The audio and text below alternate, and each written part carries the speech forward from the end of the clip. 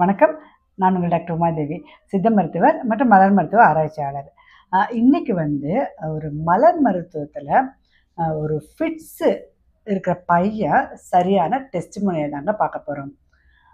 ரொம்பவே ஒரு ஆச்சரியத்தக்க ரிசல்ட்டு. அதை அவங்க கூட நான் ஷேர் பண்ணலான்னு இருக்கேன். ஒரு பையங்க பிஎஸ்சி ஃபஸ்ட் இயர் படிக்கிறான். அவனுக்கு என்ன ஆச்சுன்னா, ஒரு ஒரு வாரத்திலேயே ஒரு 2 தடவை 3 தடவை ஃபிட்ஸ் வந்துடுமா.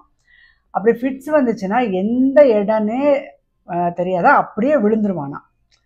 அப்புறம் அவங்க வீட்டுக்கு ஃபோன் பண்ணி அவங்க வீட்டிலேருந்து அவங்க வீட்டு ஆளுங்க அவன் தூக்கிட்டு போய் ஹாஸ்பிட்டல் அட்மிட் பண்ணி அப்புறம் இது சரியாகி நார்மலான அப்புறம் தான் திருப்பி காலேஜுக்கு போவானாம். இந்த மாதிரி ஒரு 4-5 வருஷமாகவே இருந்துகிட்டே இருந்திருக்கு.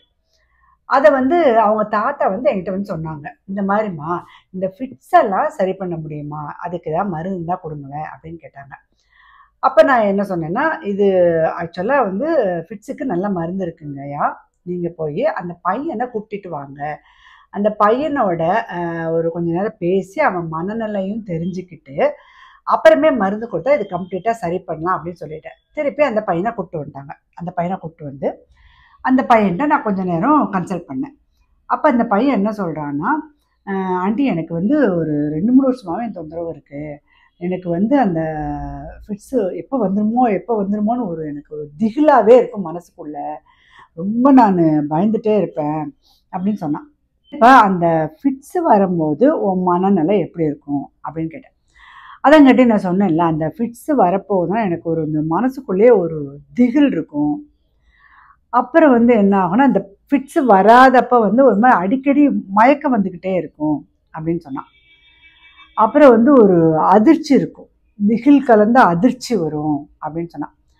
உடனே அவங்க தாத்தா என்ன சொல்லுவாங்க, இந்த பையன்ட்ட நான் எத்தனையோ தடவை சொல்கிறேம்மா, எப்போ பார்த்தாலும் பரப்பரன்னு ஒரு இதாகவே இருக்க மாட்டான், ஓடிக்கிட்டே இருப்பான், பரப்பரன்னே இருப்பான், இதை நான் குறைச்சிக்கோடா, நிதானமாக இரு அப்படின்னு சொல்கிறேன், அதனால கேட்க மாட்டிங்களா, இப்போ பாருங்கள் இந்த ஃபிட்ஸில் கொண்டு விட்டுருச்சு அப்படின்னு சொன்னான். சரிப்பா, நீங்கள் வேற என்ன, இவன் ஃபிட்ஸ் வராதப்போ வீட்டில் எப்படி நடந்துப்பான் அப்படின்னு கேட்டான்னா, அவங்க பாட்டி கூட வந்திருந்தாங்க. அம்மா இவங்க ஒரு சுருக்குன்னு எப்போவுமே கோவம் வந்துடும், எது சொன்னாலும் சரி ஒரு சுருக்குன்னு கோவம் வரும், ஒரு மாதிரி படப்படன்னு ஆயிடுவான், ரொம்ப வாயில் எந்த வார்த்தை வருதுன்னே சொல்ல முடியாது, படப்படன்னு பேசிடுவான். அப்புறம் ஒரு 5 நிமிஷத்துலேயே அதை நினச்சி ரொம்ப ஃபீல் பண்ணுவான், சாரின்னு கேட்பான், இதை மாற்றிக்கணும்னு நினைக்கிறான், அவனால் முடியலைம்மா, நாங்களும் எவ்வளவோ எடுத்து சொல்லிட்டா முடியலை அப்படின்றாங்க. இப்போ பார்த்தேன்னா அவனுக்கு ஒரு 5 மனநிலை வருது.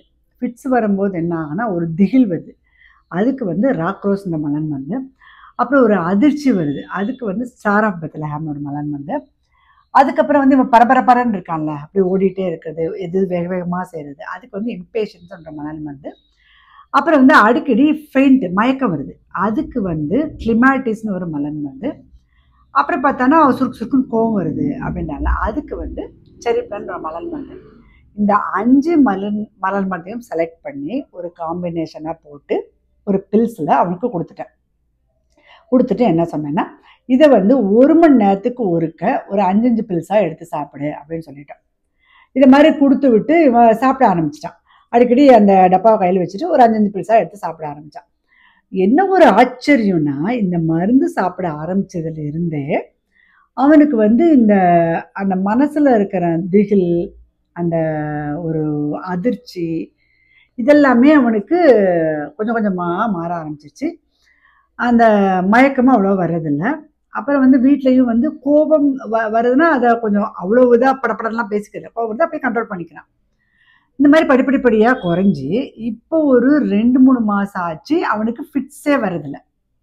அப்புறம் ஒரு டவுட் கேட்டாங்க, இந்த ஃபிட்ஸுக்காக ரெகுலராக மருந்து சாப்பிட்டே இருந்தால் அதை சாப்பிட்லாமான்னு கேட்டாங்க. இந்த மலர் மருந்து சாப்பிடும்போது இந்த ஃபிட்ஸ் மருந்து சாப்பிட்லாமான்னு கேட்டாங்கன்னா, இப்போ மலர் மருந்து சாப்பிட ஆரம்பித்த உடனே எல்லாரும் என்ன தப்பு பண்ணுவாங்கன்னா, மற்ற மருந்துலாம் நிறுத்திடுவாங்க. அப்படி நிறுத்தக்கூடாது.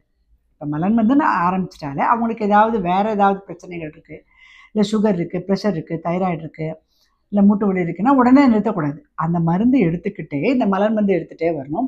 இப்போ இந்த பையனுக்கு சரியாச்சு இல்லையா, அந்த ஃபிட்ஸு மருந்து எடுத்துகிட்டு இருக்கும் போதே அவனுக்கு ஃபிட்ஸ் வந்துகிட்டே இருந்திருக்கு. அப்படியே சாப்பிட ஆரம்பிச்சிட்டே இருக்கான். சேர்த்தே சாப்பிடுங்க, அந்த ஃபிட்ஸுக்குள்ள மருந்து இந்த மலர் மருந்து சேர்த்தே சாப்பிடுங்கன்னு சொன்னேன். அவனுக்கு என்ன ஆச்சரியம்னா கொஞ்ச நாள் சாப்பிட்டே இருந்திருக்கான். அப்புறம் அவனை அறியாமலேயே அந்த ஃபிட்ஸ் மருந்தை விட்டுட்டான். என்ன ஃபிட்ஸ் தான் வர்றது இல்லைல்ல அப்படின்ட்டு. அந்த மாதிரி இப்போ வந்து எந்த ஃபிட்ஸும் வரதில்ல. அந்த ஃபிட்ஸ் மருந்து எடுத்துக்கிறது இல்லை. இப்போ வந்து அந்த ஃபிட்ஸ் வரதே இல்லை. அந்த மயக்கம், அதிர்ச்சி, அந்த பரபரப்பு, இந்த கோபம் வரதில்ல. இப்போ மலர் மருந்தும் நிறுத்திட்டான். இப்போ வந்து ஃபிட்ஸே இல்லை. இப்போ ஹாப்பியாக இருக்கான். இந்த மாதிரி மலர் மருந்தில் வந்து நிறைய அற்புதங்கள் நாளுக்கு நாள் நடந்துகிட்டே இருக்குங்க.